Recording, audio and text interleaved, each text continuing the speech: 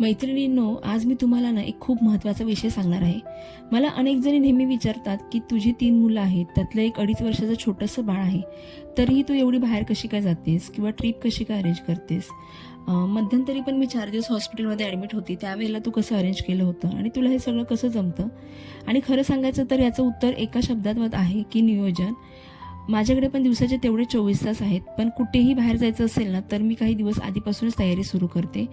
आता यावेळी आम्ही गिरनार यात्रेला जाणार होतो आणि त्याआधीच 3 दिवस माझं गुरुचरित्राचं पारायण केलं.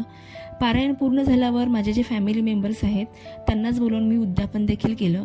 आणि खरंच हे पारायण केल्यानंतर मन अगदी समाधानाने भरून आलं होतं. आणि त्यानंतर सुरू झाली माझी घरच्या तयारीची धावपळ.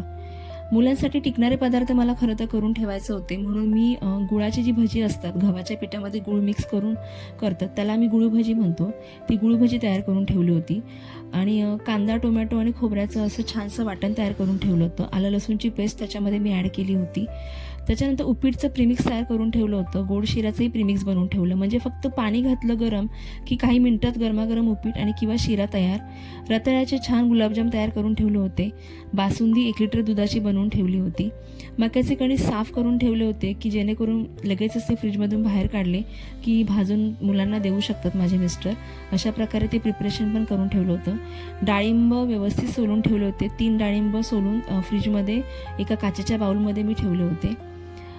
आणि इतकंच नाही तर मुलांचे कपडे, औषधं, खाण्यापिण्याच्या वस्तू, घरात लागणाऱ्या ज्या आवश्यक गोष्टी होत्या त्या सगळं आधीच व्यवस्थित आवरून ठेवलं, म्हणजे परत आल्यावरती किंवा मध्येच जरी काही गरज पडली त्यांना तरी अनावश्यक त्यांचीही धावपळ होणार नाही आणि माझंही मन शांत राहील. अशा प्रकारे सगळं हे अरेंज केलं होतं. आणि खरं सांगायचं तर इथे ऐकणाऱ्या प्रत्येक गृहिणीला हे नक्कीच पटेल, कारण जवळपास प्रत्येक गृहिणी तिच्या परीने अशी थोडीफार तयारी करतच असते. कोणी भाजी साफ करून ठेवतं, तर कोणी पीठ आधी मळून ठेवतं, कोणी मुलांच्या वस्तू आधीच आवरून ठेवतं. प्रत्येकाची पद्धत ही वेगवेगळी असते, पण उद्देश एकच असतो, घर व्यवस्थित राहावं आणि आपण जिथे जातो तिथे निश्चित राहावं.